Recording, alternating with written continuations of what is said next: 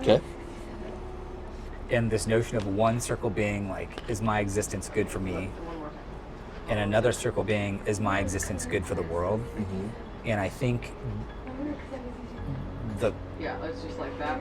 the shared challenge we hold as humans is to navigate how overlapped those are.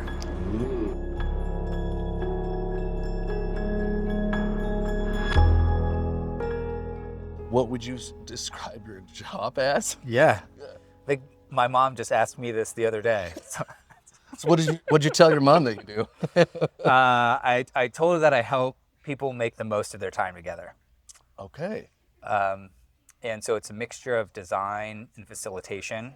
Okay. And how do you help groups make decisions, surface the right information, surface what they don't know, and manage that risk accordingly. Okay. So how does that translate when it comes to a design project or like a branding project in your world when it Yep. comes to the facilitation of that kind of thing? So I'll maybe. Sorry, my brain. I'm trying to think about like. I think I have a better way of asking this question that might help you. Okay, go for it. So obviously like you're talking about facilitating, but you've also held many creative and civic roles across a lot of different areas. Yeah. How do you describe the work you do in those environments outside of just being a facilitator? Okay.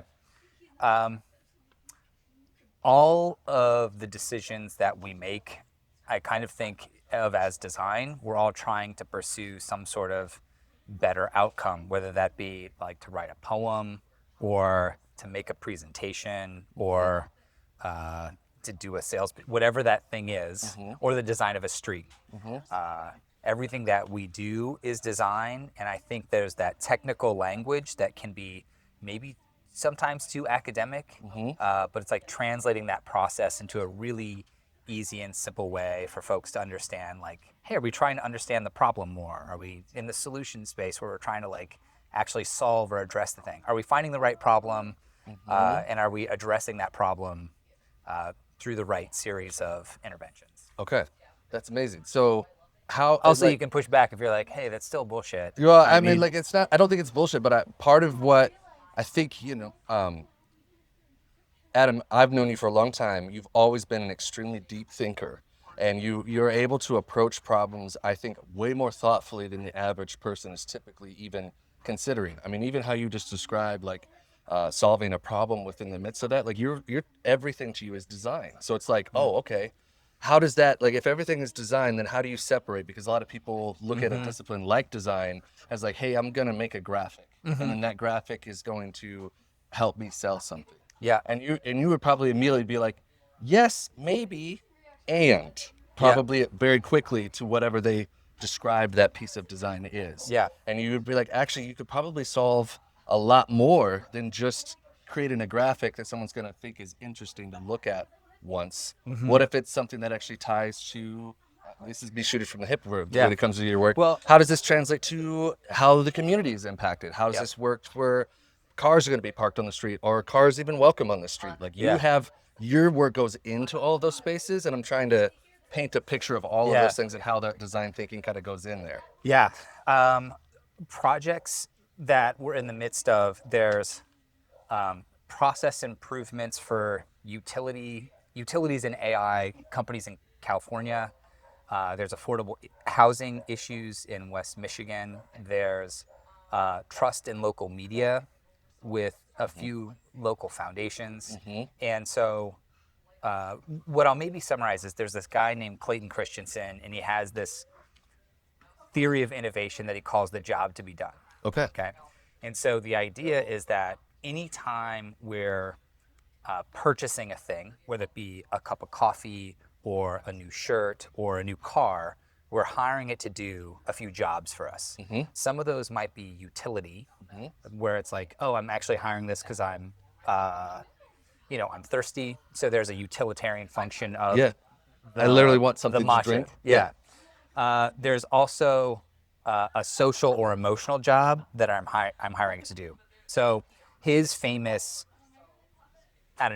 story that he uses is this notion of like, there's this weird milkshake spike in sales for McDonald's in the morning. Okay.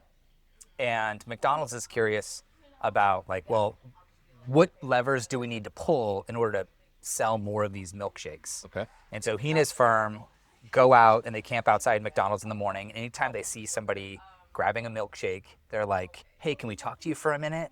Hey, what are you hiring that milkshake to do?" And people are like, "What do What? you mean?" Yeah. And they're like, "Well, if you didn't get that thing, what else would you get in its place, and what makes that not the right choice?" So people would be like, "Well, I would get a bagel, right? But when I'm eating the bagel in the car, it's like super crumbly. It gets all over my clothes." Or I'm eating a banana I eat really fast, and then I have this weird banana peel that I don't really know how to manage. What I love about the milkshake is that it like fits in my cup holder, and I can kind of throw it away when I get to work.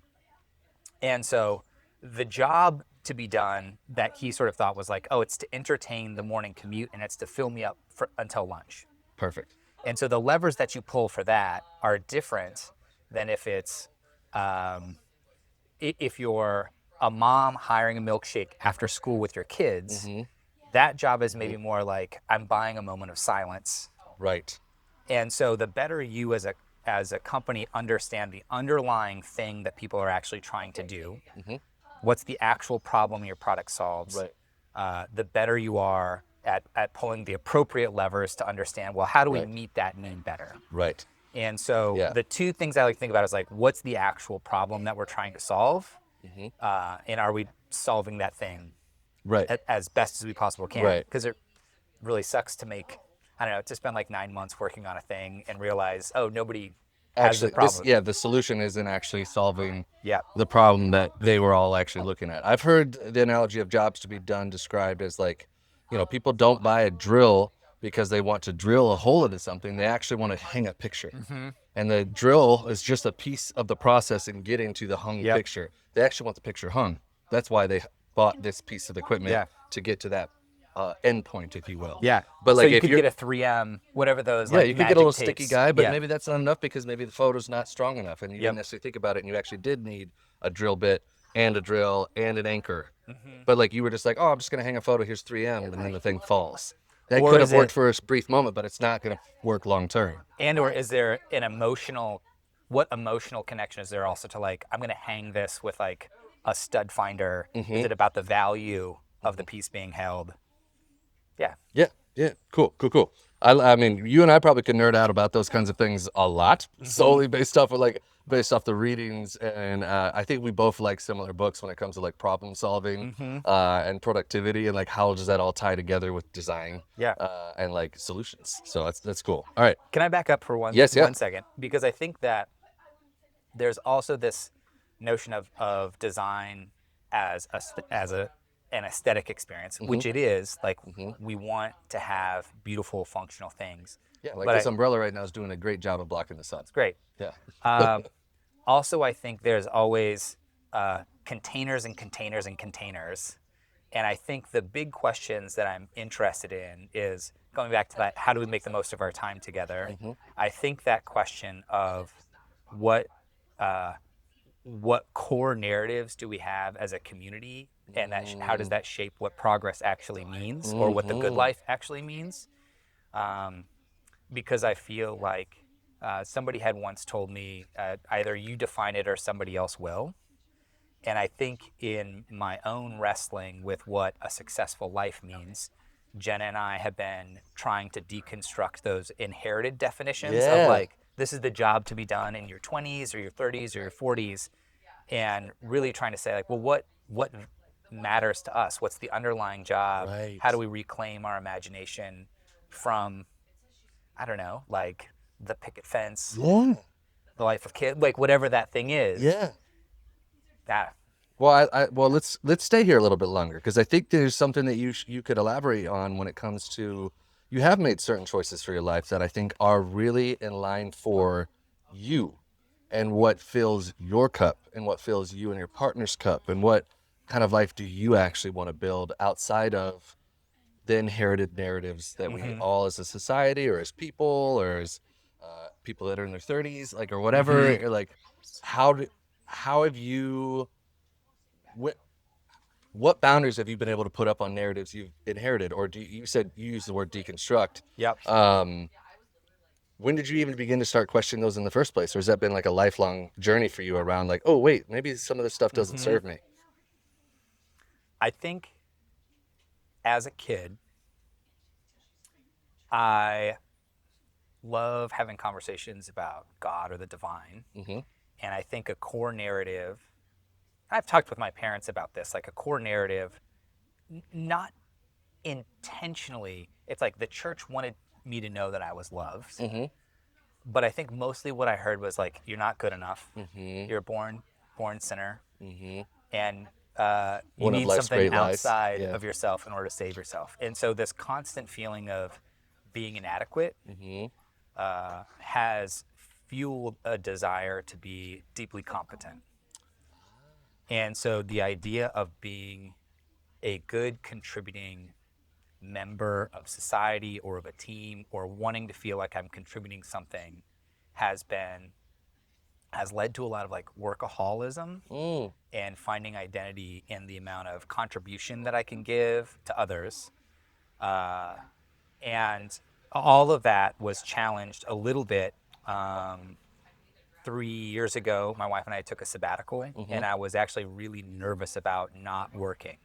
Wow. And what would my life look like if I weren't working? Or even in doing it, it's like, is this performative? Right. Is this sabbatical even part Is of the this performance? sabbatical actually a way for me to get better work in the long run because it postures myself as like, I've been working my face off, and now I need to step yeah, off and rediscover, or yeah, all that other kind of yep.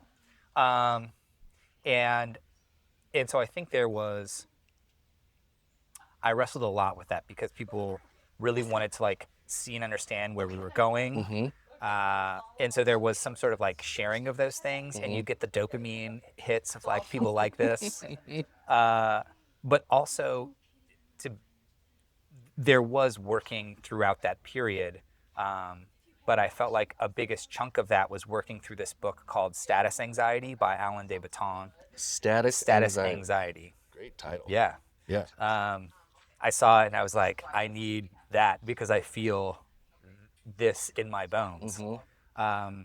Helped really sort of frame that trip as, how do I think critically about the like, I feel like that language isn't necessarily something that we talk about, Right. but I feel like anytime I engage with a social media platform, I feel a sense of status anxiety. Yes. You're not alone in Yeah. that. Most of society Uh-huh. feels that way, especially when it comes to how we immediately go to comparison mode Yeah. for all of us. Yeah. Yeah, we all turn our necks at the things that we're like, ooh, what is happening over there? Is that something that I need to be either part of, or level up to, or level down to, or whatever it is? Yeah. Yeah.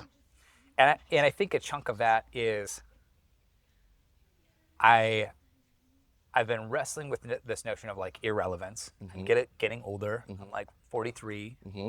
and in some ways, I feel like with this constant tech churn, Mm-hmm. there's a desire to opt out of that, to sort of pursue an irrelevance that moves at a different rhythm. Mm-hmm. And in some ways, I feel like that's sort of like the choice that Jen and I are trying to make now with like, how public or private are we? What does that engagement Right. look like? What actually leaves us feeling fulfilled or understood or Right. seen? There's a guy named Francis Weller who wrote this book called The Wild Edge of Sorrow, which is I think about, we've talked about this book which before. is about Yeah. grief. And so he talks about these sort of 5 gates of grief. And I feel like at its core, there's one of the things he talks about is like an unknown grief or an unarticulated grief that we all carry, is that we weren't born in a village with like 40 sets of eyes looking back at us. Yeah. And Yeah. instead we have this kind of a weird society where it's like you're born and you grow up and you have maybe a couple people that like speak into your life, but your primary ideas of what adulthood looks like is shaped by like 1 or 2 people. Which is a heavy burden for those 1 or 2 people Yeah. to carry. Yeah. And it's like, you wouldn't, if you were managing a financial portfolio, you wouldn't think about it that way, but Yep. somehow emotionally that makes sense for all of our kids. Yeah. Yeah. It's kind of crazy, actually. And so just thinking about like coming back to this notion of like what what does a better world actually look like? A Hmm. big chunk of those behavioral norms are just baked into our infrastructure, Right. are baked into the way, are how close our houses are to each other. Yep. If we have, you know, sorry, this gets into like zoning nerdery. That's what we're doing here. Okay. Yeah. But if we necessitate an acre and a half for every house that needs to be built, well, by default, you're going to be really far away from your friends, Hmm. and it's going to be really hard to see them Hmm. every day. Right, because you're gonna have to go for a hike. Yeah. Yeah. As opposed to like, well, if your friends are just like 2 blocks over, Hmm. and there's a cafe in relative close proximity, Hmm. and that cafe is maybe close to a school or close to a co-working space, it's like going to be really easy to have that. The bias of the built environment is pro-social. It Hmm. encourages more socialization Right. than isolation. I feel like, yeah, that's the core. As we've sort of entered into this new chapter, we actually purchased our dream house, and then when we came back from our sabbatical, we were like, man, this house is beautiful, but we have to drive everywhere, And that's not what you're and looking that's for. not what we're looking for. Yeah. Um, It's not the and kind of so, life you want to live on a day-to-day basis. no, Yeah. You've always struck me as someone like, so a phrase that I use regularly when I'm talking, especially to people that are just starting their creative careers, I'm always trying to advise them that like, try to build a life that you don't need a vacation from. mm, Because we all, like, going back to what you were mentioning around like status anxiety, and like everyone has these like preconceived notions like this is what success looks like. Well, not every form of success is actually going to feel good for you. Like, you have to kind of figure out internally what works for you. And you've always been someone that I've seen, even from a distance, that has like, you've pursued your interests, but if it's not something that ultimately serves you, you are someone that's like, oh, maybe I need to sell this business, or maybe I need to change who I'm working with, or maybe I need to change where I'm living. Like, yeah, you've always seemed like someone that has been willing to take that step of like agency yeah, for where you're at, which I think is a vital process with all of this. yeah. Like, you get to decide. You do. Like, you. That comes, admittedly, that comes from a place of privilege. Yeah. It's Oh like God, yeah. there has been a collective investment, uh, and I feel, how do I say this? As the as a beneficiary, I also feel like there's a responsibility to say like, how do we collectively make some changes that allow the default outcome to be better for folks Across the board. across the board? Yeah. Yeah. It's almost like we all need to return back to kindergarten real fast and just be like, hey, remember the golden rule? Hello. Remember how you can share? Yeah, remember how you could just like part of your food could just, you could just hand them the cookie. Yeah. That cookie's for you and for that person. You both can have a bite. It's fine. Yeah. Yeah. Yeah. I I mean, but that's just a few clicks away from socialism, man. Yep, I know. People are real uncomfortable with that in this country, that's for sure. Uh-huh. But you've traveled to a lot of countries where that stuff is actually in place, and the difference in regards to people's livelihoods and happiness and walkability, and literally to the construction of the homes and the Yeah. streets, wildly different. If I could tell a story, there was for a brief period, there was this group called Mind Lab, and it was an innovation department inside the government of Denmark. Okay. And so they sort of functioned as like an IDEO or a frog design. They were like a policy consultancy, service design Cool. incubator. Hmm. And we were visiting a friend in Denmark, and this was at the time where my wife and I were running Ambrose, which was a after-school social enterprise focused on helping high school students understand their creative possibilities and Yeah. how. Anyway, so Like printmaking. printmaking, Yeah. graphic design, Yeah. filmmaking, storytelling, illustration. And so we got to connect with the Mind Lab team, and we're doing a little presentation about like, hey, here's what we're trying to do after school. We're actually trying to make money during the day, doing like graphic design and brand work and print work to help fund this. And they were like, why are you doing this? They were like, this is what the government should be doing. It's like, this is how we collectively care for our young people, is to make things that allow them to thrive. It's like, that's the expectation of the Even me government. just hearing you say that, my whole body went, wow, Yeah. that's amazing. I immediately was Yeah. like, wow, that's so far from what we do Yeah. right now. Yeah. And so the idea of collective care, this is something I've been thinking a lot about, is this notion of progress. Somebody had tweeted this thing the other day, and it was like, nobody's trying to solve the problems we all face. They're all trying to make enough money so that the problems don't apply to them. Ooh, And so there's a line. yeah, and I feel like there can be a narrative where if you're smart, if you're driven, you're going to go work at a big four consultancy, you're going to go work at a big company. Where you don't necessarily go is the government. Mm-hmm. And I feel like when I meet people in government, it's like, man, they are like smart and driven, and they're not necessarily greedy. Like, they're trying to make a better world for the folks, whether it be at a city or a county or a state level.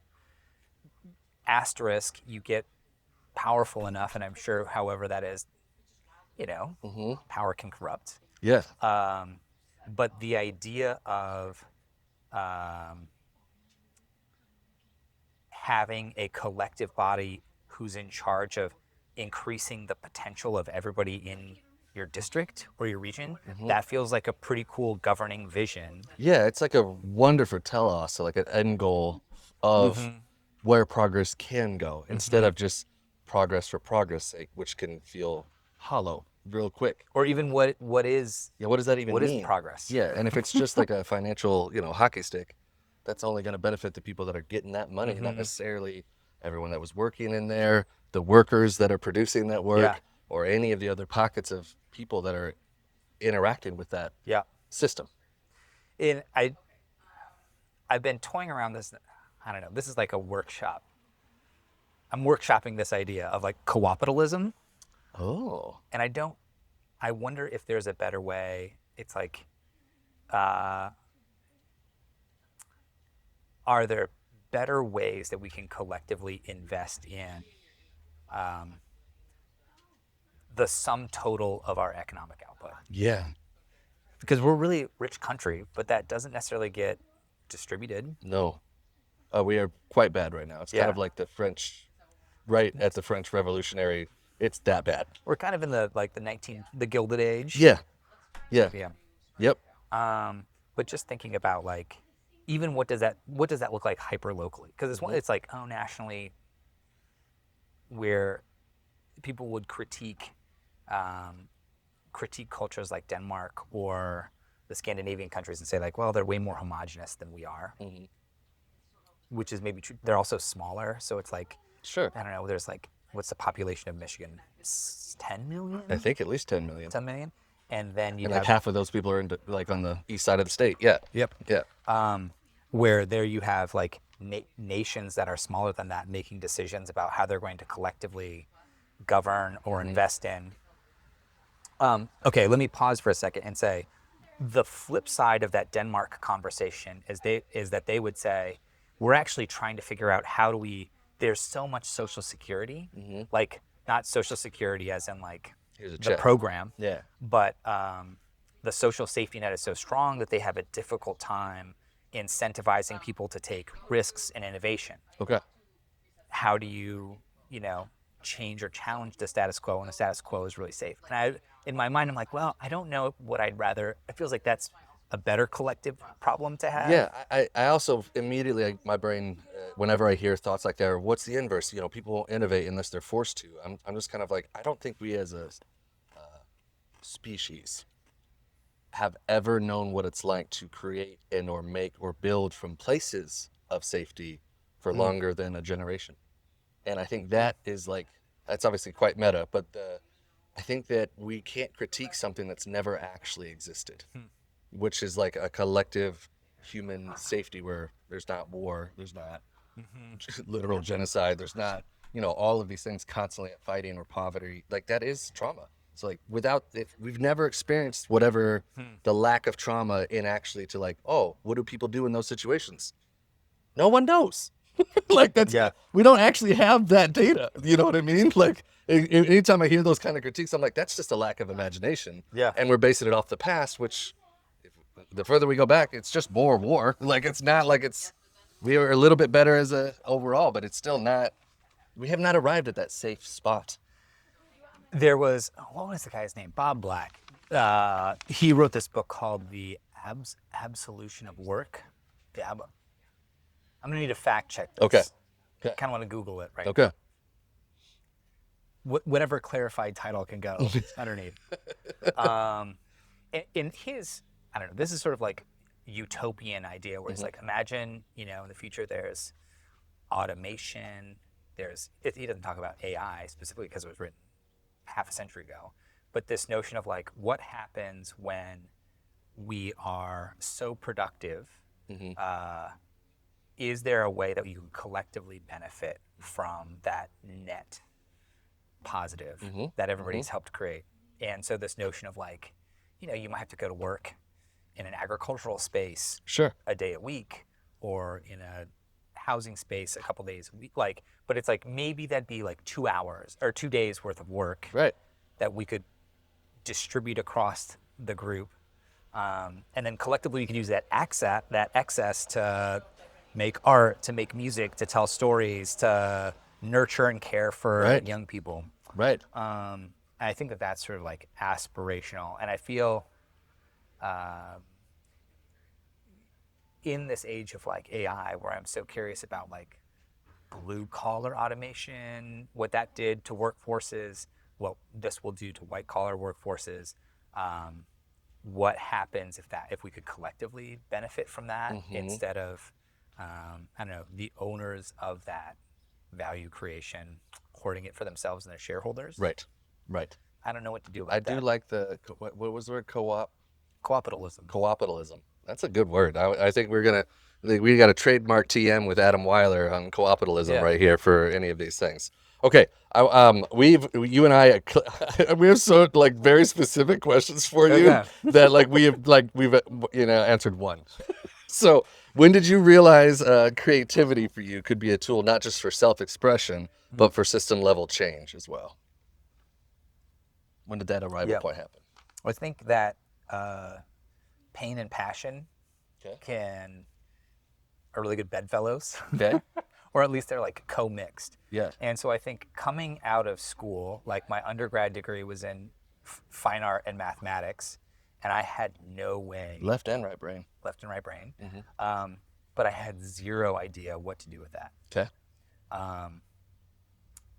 The only thing I knew about was like graphic design, and I didn't have a graphic design portfolio. I had a bunch of like paintings and sculptures, Cool.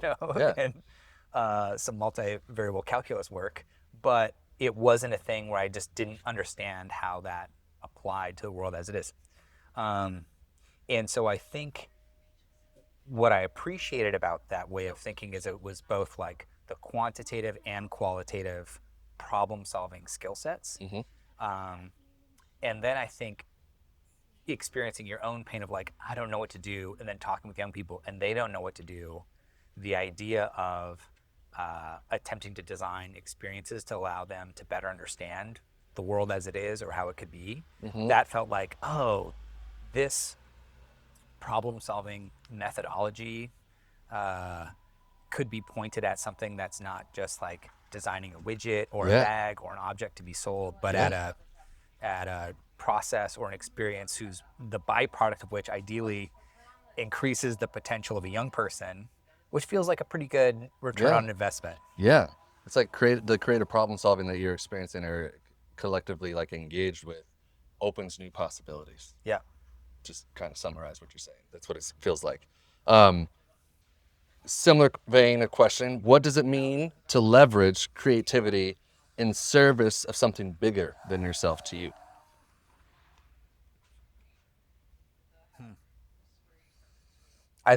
Sometimes I think in terms of Venn diagrams. Okay. And this notion of one circle being like, is my existence good for me? And another circle being, is my existence good for the world? And I think the the shared challenge we hold as humans is to navigate how overlapped those are. Ooh. And I feel like there's times where it's like you've got to just pay bills and you drift towards one or the other. And there's times where you can be more altruistic. And I don't know if there's a false dichotomy inside of that, but I feel Yeah. like that's the tension of trying to figure out how how do I relate to the overlap of these two Yeah. circles. How does my life actually affect the larger whole? And how often am I Mm-hmm. engaged in activities, especially in the realm of like creating things or designing things or thinking through Mm-hmm. problems in a way that actually benefits the whole beyond just benefit? Because in my experience, you and I've witnessed you do this, and I even say this when we do any of the nonprofit work that we do, or any of like Mm-hmm. the just like fun projects that kind of come our way. Um, if we bring our whole selves to those projects and any creative insights we've learned along the way, those projects end up being way better for everyone around us and us at the same time. Mm-hmm. Like we grow from it, and the people around us like also experience that same benefit, which to me is like, oh, how can we do more of that kind of work? Mm-hmm. And as long as I wish that they paid the bills better sometimes, though. Yeah. Yeah. What would you say to like creatives who feel discouraged or disconnected from the systems they want to improve? Because I'm sure you've been at that Yeah. job too. Um, I think I would say flirt before you commit. Really? Okay. Okay. The notion being like, I have been interested in uh, architecture and city planning for a long time. Mm-hmm.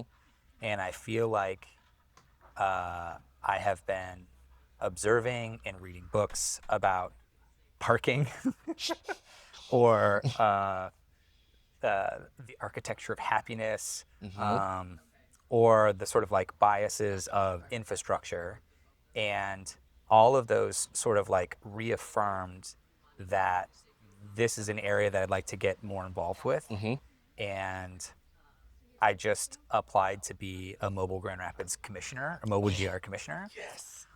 So it's an advisory board that helps, navigate. And there's an incredibly talented team at the city who's like crushing it. Mm-hmm. And like just yesterday at the commission meeting, they were doing this parking analysis, and like there's 49,000 parking spaces downtown Grand Rapids. 49,000? 49,000.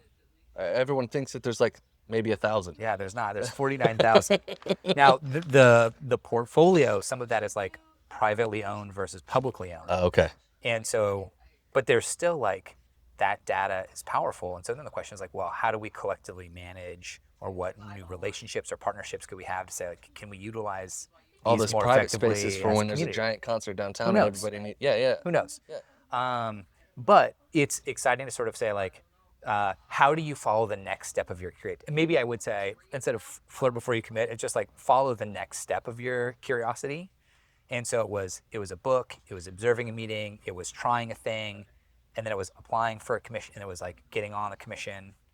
And I'm one session in, but But it's you're like, clearly, I mean, like, if I'm sure that everyone can tell even through the video, like you're excited by this, and also the curiosity has led to more excitement, which probably is like a self-fulfilling yeah, cycle when it comes to what we're describing here, which is like, hey, how do you like if you're feeling discouraged, like maybe you got to actually find the curiosity again if you're feeling that discouragement. Like, hey, what got you into this in the first place, yeah, or how are you reorienting around all of yeah. this from a place of curiosity?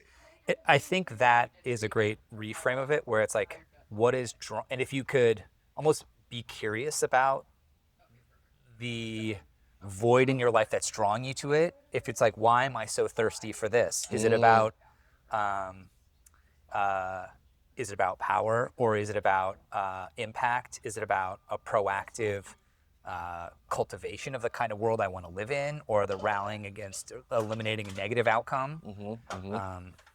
Yeah. Okay.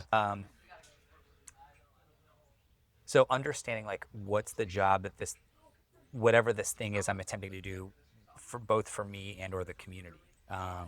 It what's the emotional part of it, or the social part of it, or the tactical. And I think a big chunk of managing your own energy is understanding when is there alignment of there, or when do you need to stay shape. One of the things that my previous boss at Steelcase, she's really insightful, and she did a great job of helping me understand when am I bringing un unnecessary expectation to the work that I'm producing. And is there a way that I can align my output with the role of the thing inside of the context that it's playing? Yeah. And the more I can do that, it's like, then I can put appropriate boundaries around what finished looks like. What does good enough look like? Yes. And like not have your entire self-worth wrapped up in whatever outcome that's way beyond Yep. your control, Yep. especially in a larger company or in a project or when you're collaborating with 8 other people. Yeah.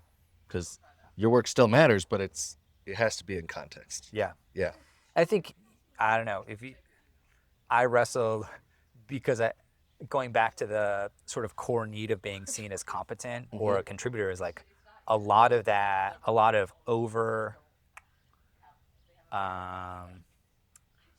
being maybe overcommitted or investing more than I ought is birthed out of my own insecurity, wanting to do something so that others see me as good enough. And I think that's the core too, is like, to what extent is the participation in another thing a way to figure out how to love yourself or to have others prove that you're worthy of love? And what that work needs to be done internally. Ooh. Do I need to do this project or do I need to go to therapy? Yeah. Sometimes it's a yes and. Yeah, maybe it's both. Yeah. Maybe it's both all the time, actually. Okay, cool.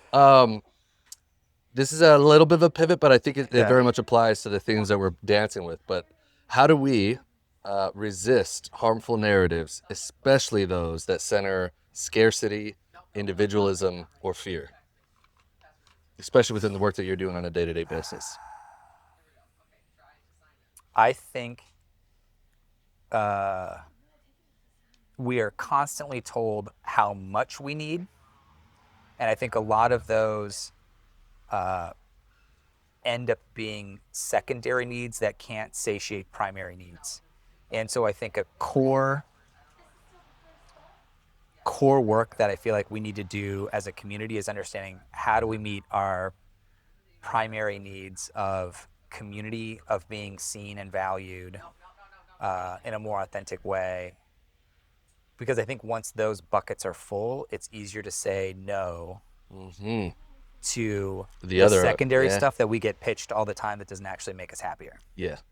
Yeah, those next pair of Nikes are not going to make you feel secure and confident at your core. Yeah. That's never going to work. It might for a little while. It might work. It might work for a week. Yeah.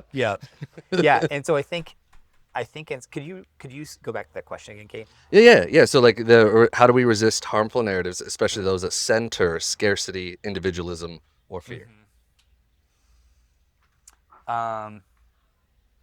When we were when WIMCAT was located on Fulton Street. Yep. Good old days. In the good old days. Right across from Veterans Park to the south, there was a large condo development that was going up. And this was during, I think it was 2016. And they had signs that said, like, make Heartside great again. Yeah, I remember. And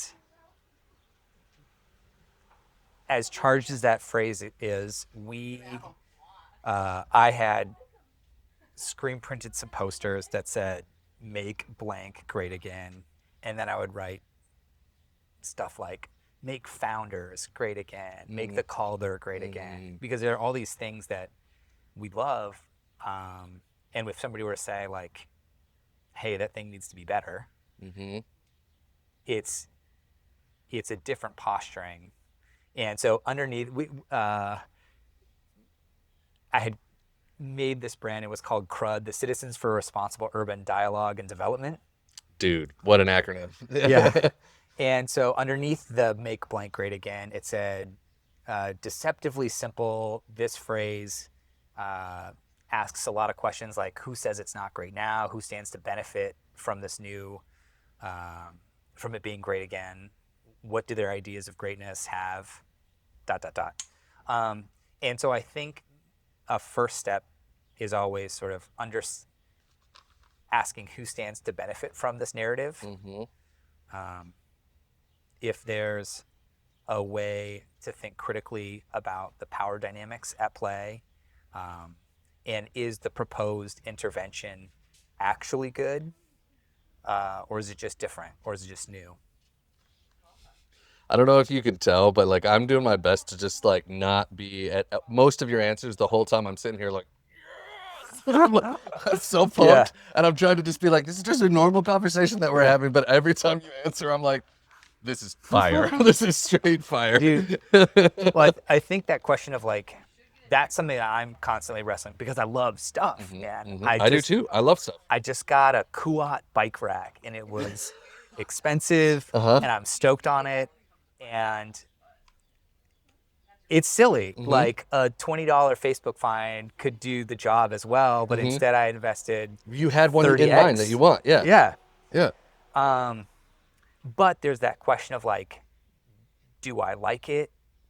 Or is it just new? Or what role of like, am I trying to satiate a sort of status anxiety with the acquisition? How does this solidify me in a certain group that I care about?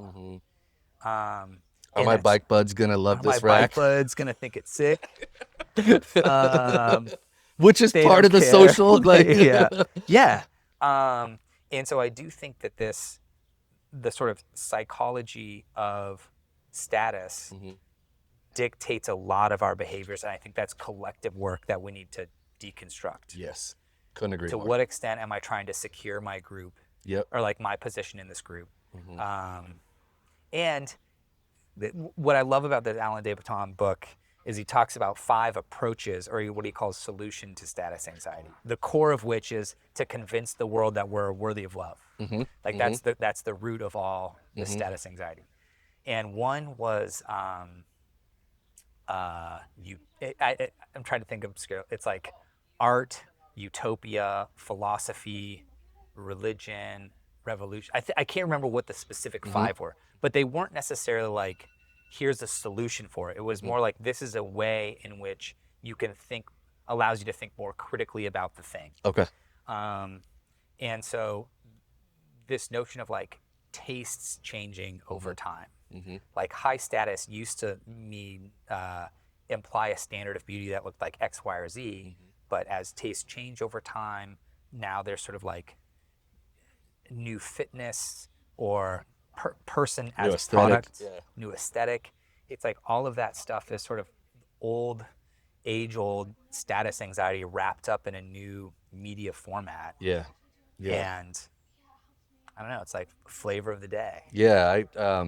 I saw a wonderful TikTok the other day of it was a woman making fun of like fitness and like cosmetic influencers.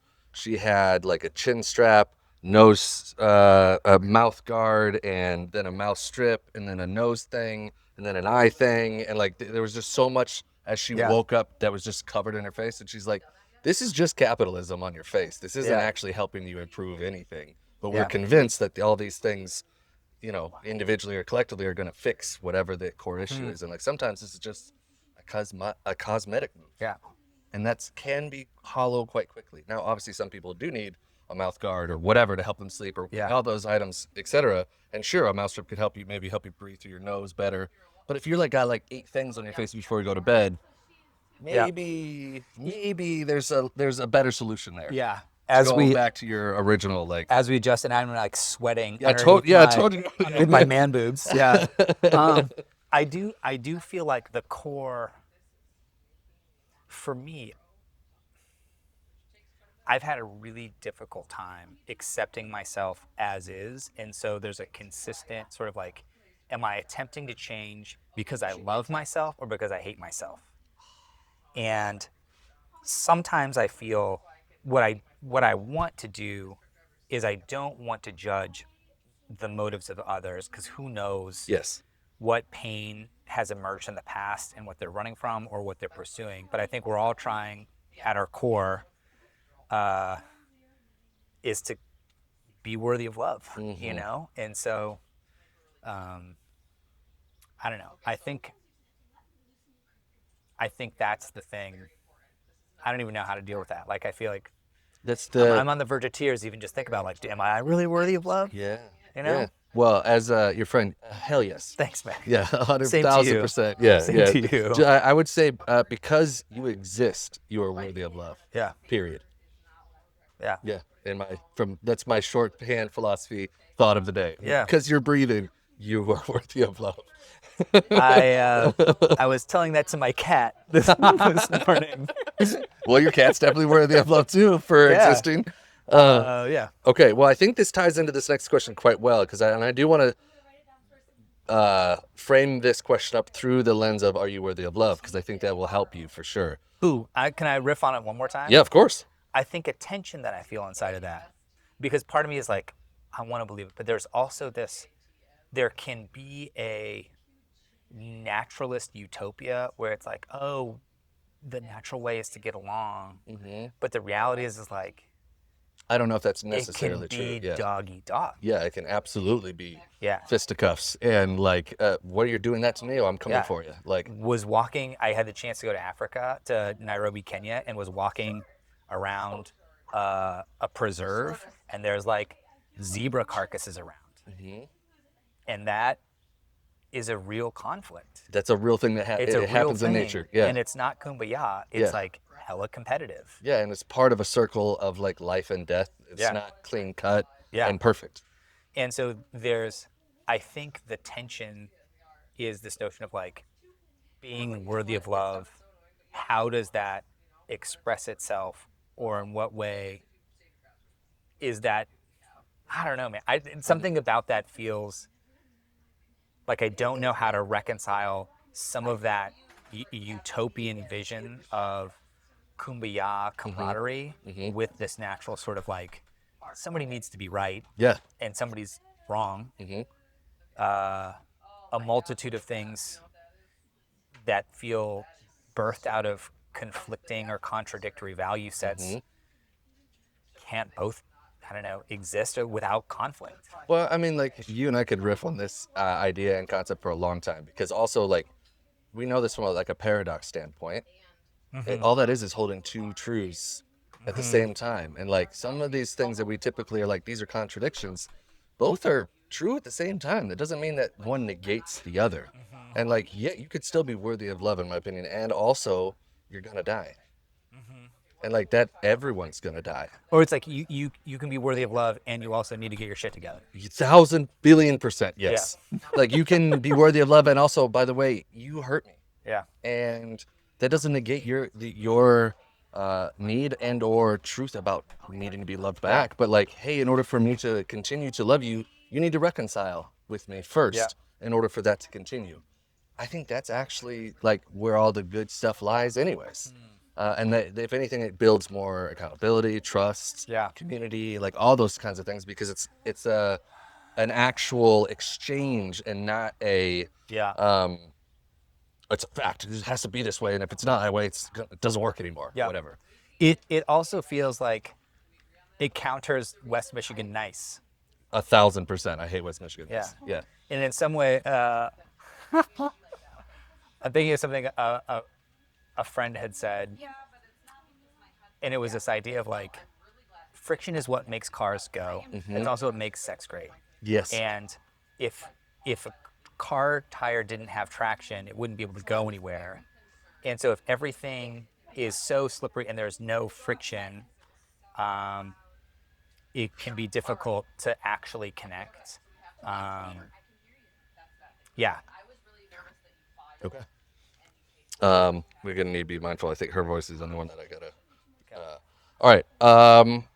Oh yeah, we were riffing. So now I was like in the frame of like worthy of love. Yep. What does ethical storytelling look like at the intersection of marketing, civic life, and policy for you?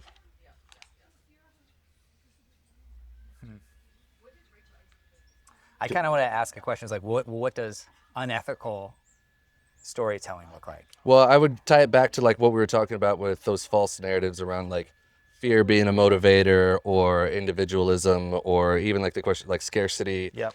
or like not being worthy, or those kinds of things. So like in Yep. my mind, the unethical storytelling is like someone's telling the story because they have motivations that actually aren't to your benefit. Like There was prime example, which I had this conversation with a previous member of this podcast, Miguel. He was asking me around like, hey, where do you find your ability to kind of like be curious? And I was like, well, I want to be impressionable, and I want to be able to be curious to other people because I think other people are worthy to be curious about and be like, I want to feel their imprint on me on some level. However, if their imprint is trying to cause something out of me, like a shame response, for instance, I should immediately be questioning their motivations if they're trying to make me feel shameful for something. They're probably trying to get something out of me from a shame response and not from a true human, Yeah. Peyton-centered response of like, this is actually how I feel about this situation. Miguel's brilliant. So Yeah. There was a quote: advertising steals your self-satisfaction and sells it back to you for the price of the product, which I thought was good. as a marketer, I'm like, shit, bro. Yeah. And so I think there's, I don't know if anytime I go on any social media, I constantly feel like, whether it be the Explore page or For You, there are these little glimmers. And I can sometimes tell inside of myself when it's like, oh, this feels engaging and uplifting. And it's like genuinely sparking curiosity versus this makes me feel like I'm missing out. And I think collectively, there is a price that we pay when we're surrounded by thousands of messages that we're like missing out all the time. FOMO at scale. FOMO at scale, but then there's also like, well, what happens if you're trying to do that with charity or with compassion? It's like you're missing out on the depths of like is a byproduct of this information environment. We're all trying to convince each other that a certain thing is good. Right. And are those tools or tactics, if they're, I don't know, man. Let me think about this. I really don't No, know. this is good. No, honestly, what you said so far is also good. I'll ask you a different one. What possibilities do you see for public innovation here in West Michigan? I mean, this is really great that you were literally talking about joining the commission. Yeah. So like you've got to I see see a some ton. possibility. Yeah, I think. So my wife and I got the chance to visit like 16 countries on During our the sabbatical? Yeah. And it was really eye-opening. And we came back and felt like, of all the places we visited, there was a magnetic draw to West Michigan. Wow. I feel like it's so agriculturally productive. We have a world-class manufacturing base. I think that we have the most fresh water in the world. Yep. We have more collective coastline than California. We've got a great higher ed system, and I think there's an opportunity to cast a vision for what does progress really look like, and to define that in a proactive way. And I kind of see like, I don't know, I would love to see Grand Rapids cast this vision for what a hyper, how do I say this? If we were to put it in like really human-centered language, how do we make Grand Rapids the best place to be a kid?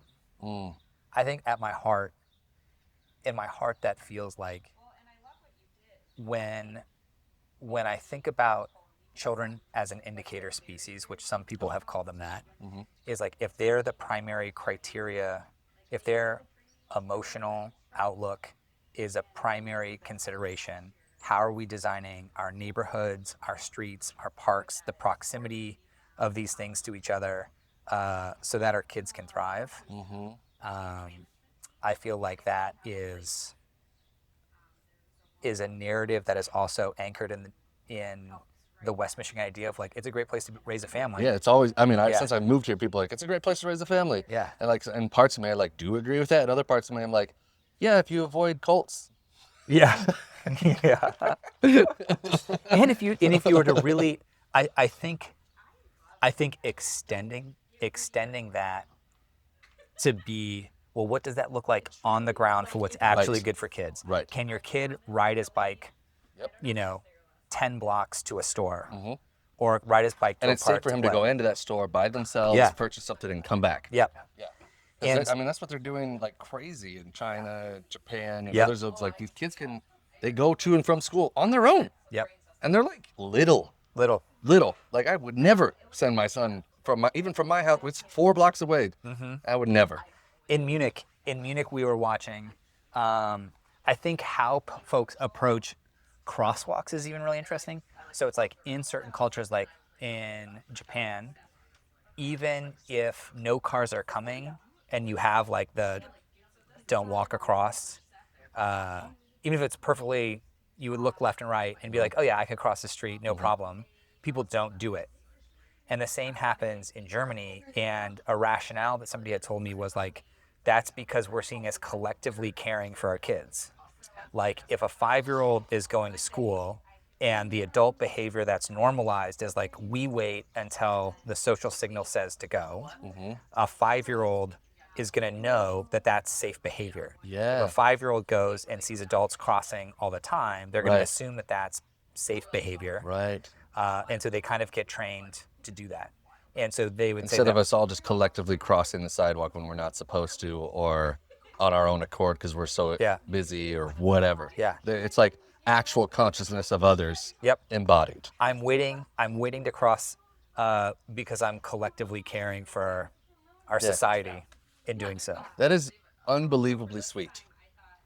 Yeah. All right, I'm going to ask you one more question, and then we're going to get into like some of these quick fires, and I want to give Okay. you a chance for the soapbox moment. Yeah. So, what gives you hope, or what keeps you committed in the face of all of the systemic challenges that we continue to face as a society? What keeps you motivated?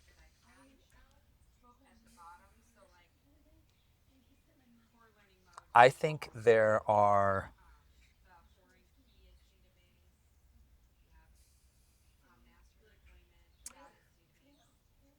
a core group of stubborn optimists keeps me motivated. Really? Who? And so I think about our team at Flywheel. So we're working on these affordable housing strategies. And I think at our core, every week there's a clear understanding of like, these are the implications and this is the good that we're pursuing. Mm. And it's making tactical roadmaps for how to make housing more affordable in West Michigan. And I feel like it's a mixture of optimism and then some pragmatic sort of like tactics. And I think it's the mixture of those two, not pointed at a grand scale, but it's like in Mason County. What does housing look like in Mason County? Trying to get as specific as possible. Yep. In Grand Rapids along the Plainfield corridor. What does this intersection look like? How could we change it to be, instead of a parking lot, Right. a new village center? And so, in light of those arcs of change being several years old, I think it's also celebrating little bits of momentum that we're seeing. There was just a great community workshop the other day, and I feel like people have a deep desire to love Michigan, and when armed with or presented with, I don't know, good data and storytelling, it allows them to sort of say like, well, this is the future that we want to make. Yeah. Yeah. Yep. Awesome. Okay. This is this is where like you feel free, you can like write it down or write Yeah. into the phone, whichever one. But like if you had 90 seconds to speak honestly and unapologetically about one thing that's holding back meaningful public innovation in America, what would you say? Another way of saying it is like, what do we keep avoiding that we have to confront if we want real change in those spaces? And you can think about this, obviously, but like, Yeah. but this is, imagine like we're gonna slow this down and you're gonna deliver Yeah. this directly to the audience because that's what we're trying to do with these kinds of questions. I think the thing that's holding us back from meaningful social innovation is ego and a unwillingness to admit when we're wrong. And that's a thing that I'm constant I feel like is important is like how do we collectively foster a culture of like experimentation and humility Mm. that allows for us to try something new, to acknowledge it won't be perfect right away, to learn from it and adapt. I think there's also a perfectionism that's maybe tied to status anxiety, that we're not okay with things that might be a little rough. Mm. I think it's tied to West Michigan nice, this sort of like the sheen of that we have it all together, and needing to embrace the messiness of the unknown. Um, sorry, I'm not directing. I'm not You're directing it. totally fine. Yeah, how Yeah. you did? No, no, that was perfect. Yeah. You nailed it, dude. You nailed it. Okay. These are, imagine these like quick fire questions and people are going to get to know you a little bit Okay. here in regards to just like your tastes. Yeah. Favorite restaurant in town currently? One Stop Coney. One Stop Coney off of like over off of like Yeah. really? Fulton. Fulton. Yeah. Awesome. Favorite The third deluxe. space? It's like the deluxe and fries. Go to every time. That's amazing. Yeah. I've only been to One Stop twice since I've lived in Grand Rapids. I'm more of like a Yesterdog guy. Okay. But anyways, all right. Favorite third space in town currently? Outside of Lantern. Can't pick Lantern. We're at Lantern. Oh, stovetop. Oh, Stovetop. Sorry. Yes. I literally got confused. Stovetop. Sorry. Dude, our third spaces are very privatized. Like, I don't know if there's a public third space that you don't have to pay to play in. Okay. Do That you have a feels favorite great. one that's private? I mean, I love stovetop. Okay. Yeah. Okay. Cool. Oh, or I will say, like, I love riding my bicycle, and so Leonard on the way out west of town is a great It's a great beautiful. stretch It's of beautiful road. out there. Yeah. Okay. to ride bikes. So that's on. your third space. That's It's my actually third on your space. bike out on Leonard. On the bikes. I love that. So favorite city you've traveled to so far? Ljubljana, Slovenia. You're gonna have to say It a little bit is- more about that okay, place. so Ljubljana is the capital of Slovenia.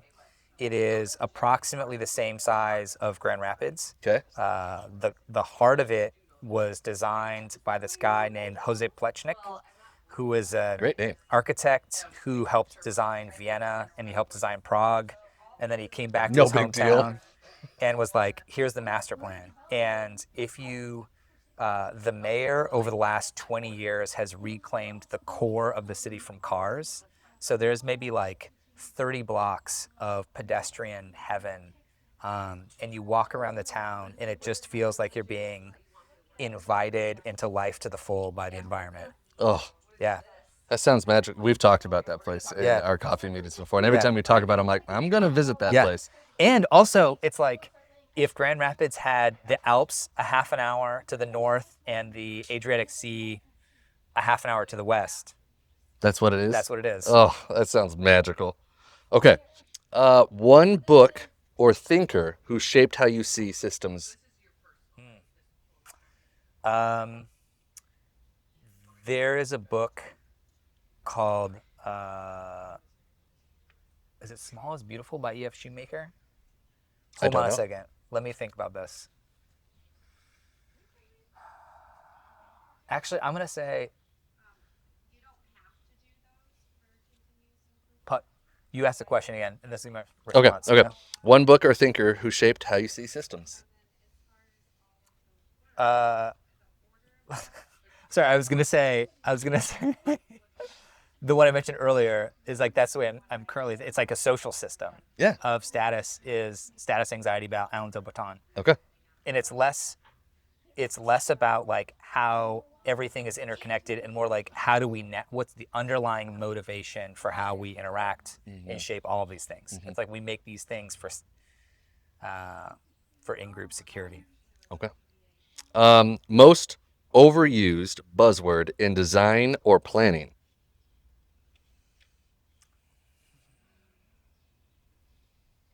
circle back is Yeah, yeah, like, yeah, yeah, yeah. yeah, yeah. That's dude. I think there's a whole lot of a lot of words for I don't know. Yeah. Circle back is definitely one of Hmm. those. So, I don't know. All right. Most promising buzzword in design or planning in your world right now. Oh, dude.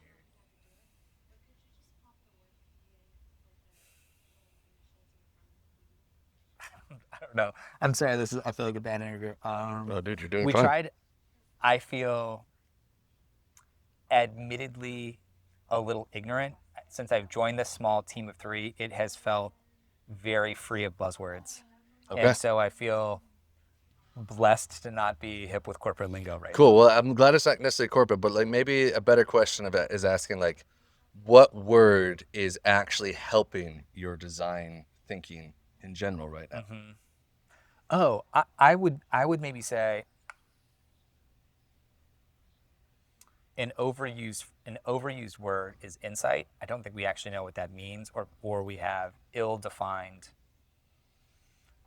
criteria for what an insight actually is. Okay. Um,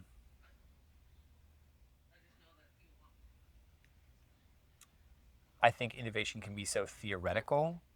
What I appreciate most is prototypes. It feels like sending something real into the world and learning from it uh, is such a beautiful way to work our way. Mm-hmm.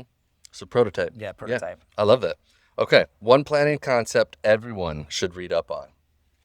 And this can be Mm. like planning for a project. This could be planning for your life. This could like what's a planning concept everyone should like Hmm. get curious about, huh? Yeah. Or city planning. Or Yeah. city planning. Um, Jan Gell wrote this book called Cities for People. And in it, he talks about infrastructure as invitation. Okay. So the idea is that uh, the way you want people to behave is prompted by what the options. Let me rewind for a second. Um, if you want somebody to ride a bike, but you don't have any protected bike lanes, or you have really sketchy sidewalks, the only people who ride a bike are going to be the ones who are brave enough to compete with cars going 40 miles an hour, Which is crazy. which is crazy. Yeah. And so, uh, For your within, own personal safety, yeah, obviously. yeah. And so, just thinking about like how our environment shapes our behavior Hmm. and what can we collectively do to create a more pro-social utopia. Hmm. Not that we'll ever get there, but I think having that utopian vision of uh, of infrastructure that invites community instead of Hmm. thwarts it, Hmm. that's what I would say is powerful. Dude, couldn't agree more. All right. Dream collaboration, dead or alive.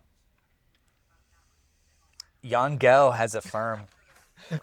You hear that, young girl? You got to work with Adam Weiler. We tried, dude, and also like we had submitted this. I felt really. It was kind of like collaborating with your heroes. It wasn't him personally, but it was his team based Hmm. out of New York, and we had submitted for a project here in Grand Rapids. We didn't get it, but I feel like at some point in time it will happen. That's awesome. Well, we're Yeah, putting that out. We're reaffirming yeah, that, and we're putting that out in the universe. that's it. That's the one that's got to happen. Sometime. Cool. All right. Is there anything that you were hoping that I was going to ask you that I didn't, and or I always want to leave the door open if you have any questions that you want to ask of me? I'm Yeah, totally down. But then after that, we'll yeah. wrap up. I think the question I want to ask you uh, is on the relationship between fact base and narrative spin. Okay. So I feel like um, historically, if you look at news media, Sure. anywhere from 20 to 40% of it comes from actual subscriptions, but the majority of it has come from other forms of revenue like advertising. Yep. And so what I'm curious about is like in this age, there is genuine fact finding, Hmm. and then there is sort of like the spin on what those facts mean or imply. Sure. And uh, how how do I say this? How are we collective? How can we make a collective when it feels like stories are so fragmented? Hmm. So, like, how can we make a collective narrative when all the narrative Yeah. seems so untrue? Not necessarily untrue or just like fraction. It feels like Yeah, what's the national story that we're, or even like the regional story that we're a part of. sure, sure, sure. The way that I would probably go about answering something like this is to fully acknowledge that we are all tiny specks of dust that exist for, if we're lucky, like 100 years. So our ability to understand all of the things at any given moment is going to be difficult. However, if a fractured story or a narrative that is coming your way has an agenda that doesn't fit with where you're trying to go, you should probably question that piece that you're encountering on almost every single front. Or if it makes you feel like you are right immediately, you should also question where that thing's coming from, because there is so much information coming at us at like warp speed, more so than we've Yeah. ever had as a literal species. We have, especially if you have a smartphone or a device, you're getting more input and information overload than our brains have ever Yeah. received in our evolutionary cycle. So we have to, in my opinion, to go back to your humility answer, how do we become more humble? Yeah. And then get curious around the stories that we're sharing with each other in a way that actually benefits the people that we're Yeah. sharing it with. I think that's, to affirm what you said, I feel like that's the challenge in front of us is like, what's the West Michigan story that we're Yes. going to be a part of in the next Yes. 25 years? Yes. I couldn't agree more. And hence why we're trying to do things like this, where it's Yeah. just like, hey, all things that we want to see in the world start with a point of connection. Yeah. And if you don't have that point of connection, good luck. Sick. Yeah. Dude,